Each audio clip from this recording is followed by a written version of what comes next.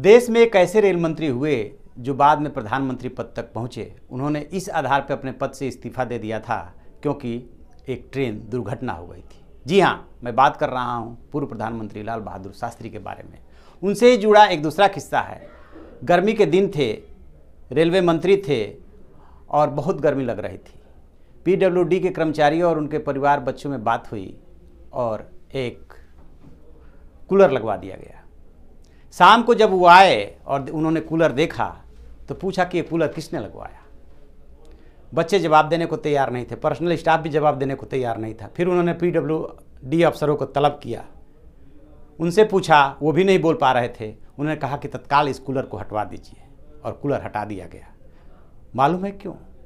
उन्होंने उनसे पूछा था कि इस देश की करोड़ों करोड़ जनता तक बिजली नहीं है, वो गर्मी में रहते हैं, हम पंखे के नीचे रहते हैं, इसके बावजूद हमें कूलर की ज़रूरत पड़ रही है। जनता का पैसा जनता के लिए खर्च होना चाहिए।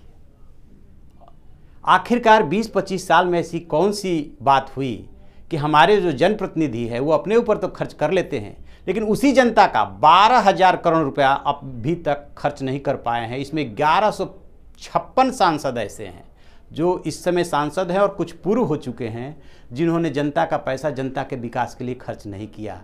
मैं बात कर रहा हूं एमपी लेड की। अभी एक आरटीआई कार्यकर्ता ने जानकारी मांगी थी कि हमारे देश के सांसदों ने एमपी लेड फंड से कहां पे कितना खर्च किया, इसकी जानकारी दी जाए। नोडल मंत्रालय जो है कार्यक्रम क्रियान्वयन एवं सांख्यिकी मंत्रालय, वो इस सवाल का जवाब नहीं दे पाया।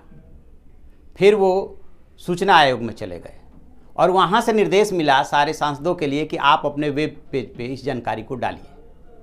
सबसे पहले बताना चाहूँगा कि एमपी लेड है क्या। 1993 में एक फंड इंट्रोड्यूस किया गया। सांसदों की शिकायत रहती थी कि उन्हें क्षेत्र में विकास कार्य कराने के लिए पैसे नहीं होते हैं। वो बीडीओ से लेकर के डीएम तक दौड़ते रहते हैं, जब उनकी मर्जी होती है वो कराते हैं, जब मर्जी होती है तब नहीं कराते हैं। लिहाजा हम एक ऐसा फंड दिया जाए कि हम अपनी मर्जी से जहाँ उसे विकास कार्य कराना चाहें करा सकें।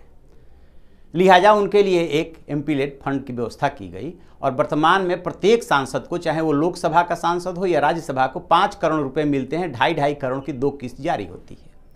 उसका तरीका ये होता है कि जब पहली किस्त आपको जारी हुई वो डीएम के नाम की जाती है जहाँ से आप सांसद है, और राज्यसभा का जो सांसद होता है वो पूरे प्रदेश, जिस प्रदेश से चुन करके आता है उस प्रदेश में कहीं भी खर्च कर सकता है।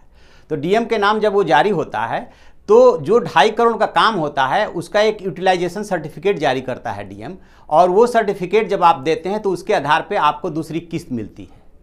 आपको जान के ताज्जुब होगा कि 1156 सांसद वर्तमान एवं भूतपूर्व हैं जिन्होंने लगभग 12,000 करोड़ रुपए यूटिलाइज ही नहीं किया क्योंकि सर्टिफिकेट ही जमा नहीं किया। और इसका तरीका ये होता है कि जो भूतपूर्व हो जाते हैं उन्हें 18 महीने में अपना अकाउंट क्लोज कराना होता है, लेकिन इसके लिए शर्त वही है कि जब तक आप वो सर्टिफिकेट नहीं देंगे तब तक वहाँ से फंड रिलीज नहीं होगा।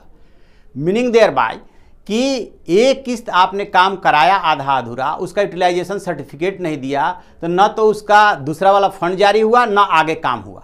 सवाल उठता है कि यही एमपी लोग, यही माननीय लोग जब अपने वेतन भत्ते बढ़ाने होते हैं तब तो संसद में एक स्वर से अपने लिए बिल पास करा लेते हैं, लेकिन जब जनता का काम कराने की बारी आती है, फंड किसका है? उसी जनता का है, उसी जनता के टैक्स से वो फंड जुटा है, लेकिन 12,000 करोड़ रुपया आज भी अटका पड़ा है और अभी तक उसका कोई निस्तारण नहीं हुआ है।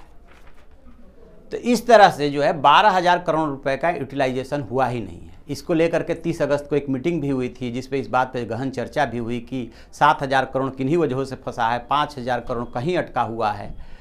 लेकिन आखिरकार वो जनता किससे कहेगी? वो उसके नाली खड़ंजे, सीवर, पुल कौन निर्माण कराएगा? जिस पर्पज़ से इस फंड को शुरू किया गया था वो पर्पज़ तो कम से कम इससे सर्व नहीं होता। तो आप ऐसी खबरों के लिए देखना ना भूलिए हमारा यूट्यूब चैनल इन खबर और उसको सब्सक्राइब कीजिए।